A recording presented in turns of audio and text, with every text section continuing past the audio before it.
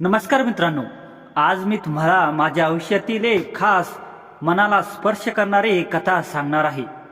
मी आता 35 वर्षाचा झालोय, पण ती आठवण अजूनही माझ्या हृदयात ताजी आहे. तिचं नाव सुमन मावशी. ती आमच्या घरात कामवाली म्हणून आली होती, पण हळूहळू ती फक्त कामवाली राहिली नाही, तर ती माझ्या भावनांची साथीदार, माझ्या एकटेपणाची सोबतीण आणि माझ्या मनाची मालकीण बनली. सुरुवातीला मी तेव्हा 33 वर्षाचा होतो. पुण्यात एका छोट्या कंपनीत नोकरी करत होतो. माझं लग्न झालं होतं, पण बायको मुंबईला आपल्या आईवडिलांकडे राहत होती. तिची नोकरी तिथे होती. आमचं लग्न झालं तेव्हा खूप आनंद होता, पण नंतर दुरावा वाढला. मी एकटाच घरी. ऑफिस, जेवण, झोप हे सगळं रोजचं रुटीन झालं होतं. आई वडील गावी होते. घर, स्वयंपाक यासाठी मी कामवाली शोधत होतो. एक दिवस माझ्या ऑफिसच्या सहकार्याने सांगितलं, अरे, एक चांगली बाई आहे, 40-42 वर्षाची, काम चांगलं करते, सुमन नाव आहे. ती विधवा आहे, पण खूप मेहनती. तुला हवी असेल तर बोलू. मी म्हणालो, हो. दुसऱ्या दिवशी सकाळी दारावर ठकठक झाली. मी दार उघडलं. समोर उभी होती सुमन मावशी. गोरीपान, मध्यम उंची, साडी नीट नेसलेली, डोळ्यात एक प्रकारची सौम्यता आणि थोडा थकवा होता. केसात थोडे पांढरे केस दिसत होते, पण चेहऱ्यावर अजूनही आकर्षण होतं. तिने हात जोडले. नमस्कार काका, मी सुमन कामासाठी आली. मी तिला आत बोलवलं. बसा मावशी, काय काम करशील? ती हळू आवाजात बोलली. सगळं काही काका, स्वयंपाक, साफसफाई, भांडी धुणं, जे सांगाल ते. मी एकटीच राहते. मुलगा गावी शिकतो, पैसे हवे असतात. तिचा आवाज मऊ होता. मी तिला काम देऊन टाकलं. सुरुवातीला फक्त काम. सकाळी 8 ते 11 यायची. चहा करायची, नाश्ता करायची, घर स्वच्छ करायची, दुपारी जेवायला काहीतरी बनवायची आणि जायची. मी ऑफिसला जायचो. पहिले काही दिवस फक्त काका चहा ठेवला, काका जेवण गरम आहे असं बोलून मी हो मावशी म्हणायचो. पण हळूहळू लक्षात आलं की ती फक्त काम करत नाही, तर माझ्या छोट्या छोट्या गरजा ओळखते. एखाद्या दिवशी मी थकलो आलो की ती म्हणायची, काका आज थोडा आराम करा, मी मसाला दूध करते किंवा तुमचे कपडे इस्त्री करून ठेवते. तिच्या या छोट्या गोष्टी मला हळूहळू जवळच्या वाटू लागल्या. एक दिवस मी ऑफिसमधून लवकर घरी आलो. ती स्वयंपाकघरात होती. मी शांतपणे उभा राहिलो आणि बघत राहिलो. ती एक जुनं मराठी गाणं गुणगुणत होती. मी तुझ्या प्रेमाने, मी हसत हसत म्हणालो. मावशी, गाणं चांगलं आहे. ती दचकली. अरे काका, तुम्ही कधी आलात? तिच्या गालावर लाली आली. पहिल्यांदा मी तिला इतक्या जवळून बघितलं. तिचे डोळे थोडे ओले झाले. मी विचारलं, काय झालं मावशी, काही समस्या? तिनं डोकं खाली घातलं. काही नाही काका, फक्त एकटी पण येतं. मुलगा दूर, नवरा गेला, पण तुम्ही चांगले आहात. मग ती म्हणाली, काका, स्त्री पुरुषाचं नातं असतं, वेळ द्या, पण तुम्ही एकटे पडू नका. मी तिच्या आयुष्याबद्दल विचारलं. तिचा नवरा ट्रक ड्रायव्हर होता, अपघातात गेला. मुलगा 18 वर्षाचा गावी शिकतो. ती रोज बसने ये जा करते. मी म्हणालो, मावशी, तुला थकवा येत असेल, इथे जेवून जा कधी. ती हसली. काका, तुम्ही खूप चांगले आहात, पण लोक काय म्हणतील? मी मनात विचार केला. लोक काय म्हणतील? मी एकटा, ती एकटी, पण तिच्या सहवासात मला बरं वाटत होतं. तिच्या हास्यात एक सौम्यता होती. तिच्या हालचालीत एक ममता होती, जी मला माझ्या आईची आठवण करून देत होती, पण त्याहून वेगळं काहीतरी आकर्षण होतं. हळूहळू दिवस गेले. मी तिला थोडे जास्त पैसे द्यायला लागलो. ती म्हणायची, काका एवढे का? मी काम करतेच आहे. मी म्हणायचो, तू चांगलं काम करत आहेस मावशी, आणि तुझ्या बोलण्याने मला बरं वाटतं. तो रविवार होता. सकाळपासून आकाशाने आपली उदासी ओकली होती. काळ्या करड्या ढगांनी सूर्याला गिळून टाकलं होतं. मी खिडकीजवळ उभा होतो. बाहेर पावसाच्या धारा पाहत होतो. अचानक दारावर ठकठक वाजली. मी दार उघडलं तर समोर सुमन मावशी उभी होती. पूर्णपणे भिजलेली तिची नेसूर साडी अंगाला चिटकली होती. केस विसरले होते. पाण्याचे थेंब तिच्या गालावरून खाली वाहत होते. ती थोडी थरथरत होती. हातात छत्री होती, पण तीही पावसाला निष्प्रम ठरली होती. ती आत आली तेव्हा तिच्या पावलांनी जमिनीवर पाण्याचे ठसे पडत होते. माझं हृदय कळकळलं. मी धावत टॉवेल घेऊन आलो. मावशी आधी कोरडी हो. अशा भिजलेल्या अवस्थेत कशा आलात? तुला सर्दी ताप होईल. मी तिला टॉवेल दिला. तिने तो घेतला आणि केस पुसवायला सुरुवात केली. तिचे हात थोडे थरथरत होते. मी तिला म्हणालो, आज जेवण करून जा. पाऊस थांबेपर्यंत इथेच राहा. ती नुसतीच हसली, पण त्या हसण्यात कळकळ होती. ती स्वयंपाकघरात गेली. भिजलेल्या कपड्यांमध्येच तिने कामाला सुरुवात केली. मी तिच्याकडे बघत होतो. ती भांडी आवरत होती, तवा गरम करत होती, पण तिची नजर माझ्याकडे होती. काही वेळाने ती म्हणाली, काका तुम्ही एकटे कसे राहता? बायको दूर, इथे कोणी नाही का? रात्री उशिरा ऑफिसमधून येता, एकटंच जेवता झोपता, हे कसं चालतं? तिचा आवाज मऊ होता, पण त्या आवाजात मायेची ओल होती. मी तिच्या जवळ गेलो. माझ्या पायाखालची जमीन ओली होती, पण मला ते जाणवलं नाही. मावशी सांगू? मी थोडा थांबलो. पण एकटं पण खूप जाणवतं. रात्री झोप येत नाही. डोळे मिटले की चार भिंती दिसतात. पण तू येतेस तेव्हा घर जिवंत वाटतं. इथे चहाचा सुगंध पसरवतो, भांड्यांचा आवाज येतो आणि तुझा मऊ आवाज ऐकू येतो. मग वाटतं कोणीतरी आहे माझ्यासाठी. ती थबकली. तिचा हात ज्यात भाजी धुत होती तो थोडा वेळ थांबला. तिने माझ्याकडे बघितलं. तिच्या डोळ्यात काहीतरी वेगळं होतं. ते डोळे बोलत होते, पण तोंडी काही बोलत नव्हती. मग ती हळू म्हणाली, काका मीही एकटीच. मुलगा दूर, नवरा गेला. रात्री मीही एकटी बसते. पण तुम्ही तरुण आहात, मी म्हातारी झाले. मला संसाराची जबाबदारी होती. आता फक्त उरला आहे काम आणि पैसे. तिच्या आवाजात खिन्नता होती. मी तिच्या अगदी जवळ गेलो. तिच्या भिजलेल्या केसातून पाण्याचा एक थेंब तिच्या गालावरून खाली पसरला. मी तो पुसायला हात वाढवला, पण अर्ध्यावरच थांबलो. मावशी तू म्हातारी नाहीस. माझा आवाज किंचित बदलला होता. तुझ्यात अजूनही खूप सौंदर्य आहे. तुझं हसणं, ते हसणं मला वेळ करतं. तुझं बोलणं, तुझ्या बोलण्यात एक ममता आहे जी मला आईची आठवण करून देते. पण त्याहून वेगळं काहीतरी आहे. ती लाजून खाली पाहू लागली. तिच्या गालावर लाजेरवाणी लाली पसरली. काका असं बोलू नका, मी तुमची मावशी. तिने हातातली भाजी बाजूला ठेवली आणि माझ्याकडे वळाली. तुम्ही तरुण आहात. तुम्हाला एखादी तरुण सुंदरबाई सोबत हवी. मी तिचं बोलणं अर्ध्यातच थांबवलं. मावशी तू म्हणतेस मी तरुण, पण माझ्या मनातलं एकटं पण वय नाही पाहत. तू येतेस, हसतेस, बोलतेस, तेव्हा मला वाटतं की मी जिवंत आहे. तुझा स्पर्श जरी कधी माझ्या हाताला लागला तरी त्या क्षणी मला वीज चमकल्यासारखं वाटतं. ती गप्प उभी होती. तिचे डोळे ओले झाले होते. पावसाचे थेंब होते एका भावनेने, मला कळलं नाही. पण त्या क्षणी मला जाणवलं की तिच्या मनातही काहीतरी चलबिचल झाली होती. तिने हळूच माझ्या हातावर आपला हात ठेवला. काका तुम्ही खूप चांगले आहात, पण लोक, समाज, मी कामवाली, तुम्ही मालक, हे नातं कसं शक्य आहे? तिच्या हाताचा स्पर्श मला झाला.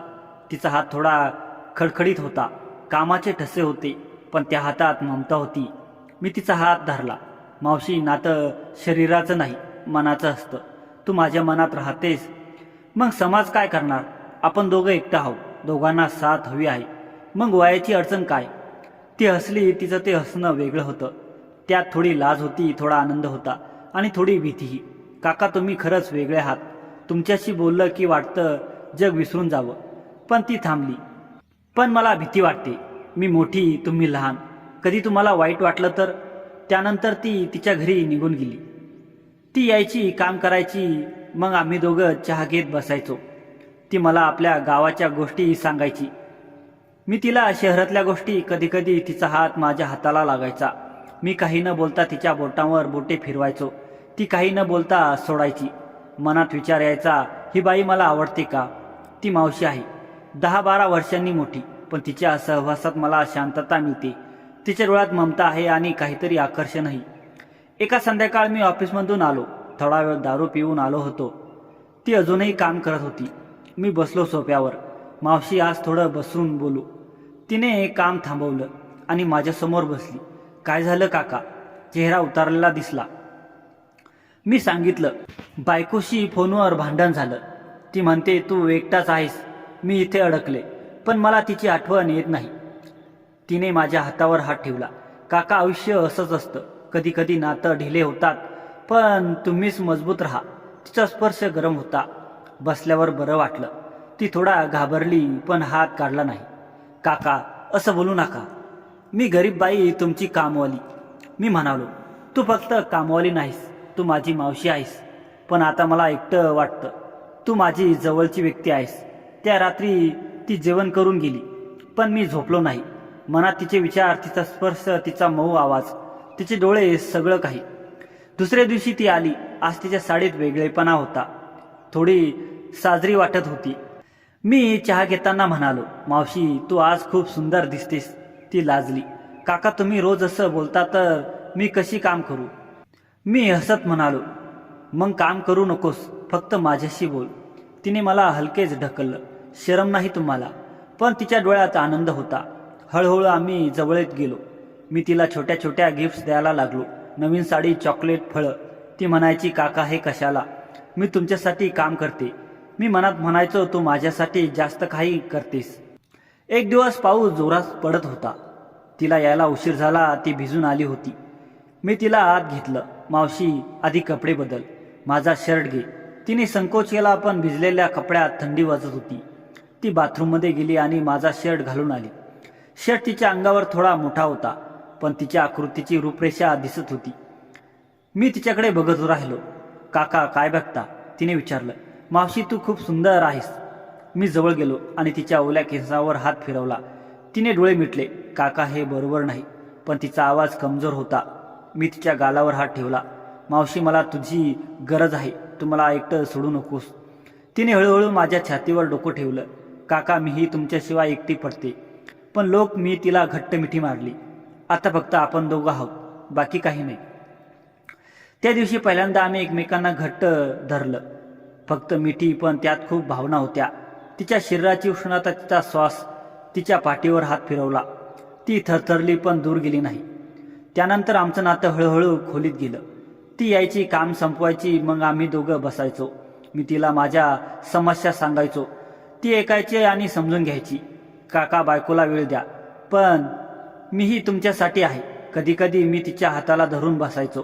तिच्या बोटावर हळूवार चुंबन घ्यायचो. ती लाजायची, काका तुम्ही तर लहान मुलासारखे वागता.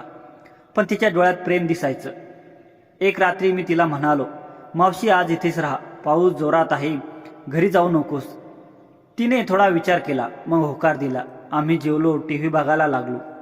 मग मी तिला माझ्या बेडरूममध्ये घेतलं. मावशी तू इथे झोप, मी सोफ्यावर. ती म्हणाली, काका तुम्ही इथे झोपा, मी सोफ्यावर जाते. पण मी तिला जवळ ओढलं. एकत्र झोपूया, फक्त बोलूयात. आम्ही बेडवर झोपलो. मी तिच्या खांद्यावर हात टाकला. ती माझ्या कुशीत आली. आम्ही बोलत राहिलो, आयुष्याबद्दल, एकटेपणाबद्दल, प्रेमाबद्दल. तिचा श्वास माझ्या गळ्यात पडत होता. मी तिच्या केसांना हात लावला, मग गालाला. मावशी तुला आवडतो का मी? ती हळू म्हणाली, काका मी तुम्हाला खूप मानते. तुम्ही मला आईसारखं वागवता. पण आता मला तुमच्याबद्दल वेगळं वाटतं. मला भीती वाटते. मी तिच्या ओठांवर हात ठेवला. भीती नको, मी तुझी काळजी घेईन. त्या रात्री आम्ही एकमेकांना जवळ धरून झोपलो. फक्त मिठी, पण त्यात खूप उबदारपणा होता. माझ्या मनात विचार होता, ही बाई माझी झाली आहे. तिच्या शरीराचा स्पर्श, तिची ममता, तिचं प्रेम, सगळं मला पूर्ण करत होतं. दुसऱ्या दिवशी सकाळी ती लाजत लाजत उठली. काका हे कसं झालं? मी तुमची मावशी. मी तिला मिठीत घेतलं. मावशी आता तू माझी सुमन आहेस, माझी जवळची. त्यानंतर आमचे दिवस बदलले. ती यायची, काम करायची. आता आमचं बोलणं, स्पर्श, चुंबन हळूहळू वाढत गेलं. मी तिला नवीन कपडे घेतले. ती मला स्वादिष्ट जेवण बनवायची. कधी कधी आम्ही एकत्र बाहेर जायचो, सिनेमा बघायचो, पार्क. लोकांना सांगायचो की ती माझी नातेवाईक आहे. भावनिक आकर्षण वाढत होतं. मी तिला सांगायचो, सुमन तुझ्याशिवाय मला आयुष्य रिकामं वाटतं. ती म्हणायची, काका तुम्ही मला नवीन जीवन दिलं, मी आता तुमच्यासाठी जगते. एक दिवस आम्ही दोघे एकटे होतो. पाऊस पडत होता. आम्ही बेडवर बसलो. मी तिला जवळ ओढलं. तिच्या साडीचा स्पर्श मला झाला. तिच्या कपाळावर एक चुंबन घेतलं. ती थरथरली. काका सावकाश. मी तिच्या चेहऱ्यावर हात फिरवला. मऊ उबदार. तिने माझ्या कपाळावर एक स्पर्श केला. आम्ही एकमेकांना स्पर्श करत राहिलो. तिच्या डोळ्यात प्रेम, विश्वास, थोडा संकोच होता. मी तिला हळूहळू प्रेम केलं. भावनिक, रोमांटिक. ती माझ्या कानात कुजबुजली, काका मी तुमची आहे आता, पूर्णपणे. त्या क्षणी आमचं नातं पूर्ण झालं. शारीरिक जवळीक नव्हती, तर दोघांच्या एकटेपणाची, प्रेमाची, विश्वासाची पूर्तता होती. पण आयुष्य असं सोपं नसतं. काही दिवसांनी माझी बायको मुंबईहून आली. तिने सुमनला बघितलं. ही कोण? मी म्हणालो, कामवाली. पण बायकोला शंका आली. तुम्ही दोघं खूप जवळ दिसता. सुमन घाबरली. ती म्हणाली, काका मी आता कमी होईन, तुमच्या संसाराला त्रास होऊ नये. मी तिला रोखलं. सुमन तू माझी आहेस, मी तुला सोडणार नाही. भावनिक संघर्ष सुरू झाला. मी बायकोला समजावलं. सुमनला धीर दिला. ती रडायची, काका मी तुमचा संसार मोडू इच्छित नाही, पण मला तुमच्याशिवाय राहत नाही. मी तिला मिठीत घेतलं. आम्ही दोघं मिळून हे सोडू. तू माझ्या आयुष्यातील आली आहेस तेव्हा मी पूर्ण झालो. हळूहळू बायको परत मुंबईला गेली. आमचं नातं पुन्हा पूर्वीसारखं झालं, पण आता अधिक गहन. मी सुमनला सांगितलं, तू आता फक्त कामवाली नाहीस, तू माझी साथीदार आहेस. तिने मला घट्ट मिठी मारली. काका तुम्ही मला आई बहीण प्रियकर सगळं दिलं. आमचे दिवस आनंदाने गेले. मी तिच्या मुलाला शिकवण्यासाठी पैसे पाठवू लागलो. ती मला कधी कधी माझा काका म्हणून हाक मारायची. आम्ही एकमेकांच्या छोट्या मोठ्या इच्छा पूर्ण करायचो. रात्री आम्ही एकत्र बसून भविष्याबद्दल बोलायचो. एकदा ती म्हणाली, काका मी म्हातारी होईन, तुम्ही तरुण आहात, मग? मी तिच्या कपाळावर चुंबन घेतलं. सुमन प्रेम वय बघत नाही, तू माझ्यासाठी नेहमी सुंदर राहशील. तिच्या डोळ्यात आनंदाचे अश्रू आले. कथा इथे संपत नाही. आयुष्य चालू राहिलं, कधी संघर्ष कधी आनंद. पण सुमन मावशी माझ्या जीवनाचा अविभाज्य भाग बनली. तिच्या प्रेमाने माझं एकटेपण संपलं. तिच्या ममतेने मला आधार मिळाला आणि तिच्या जवळकीने मला पूर्णता मिळाली.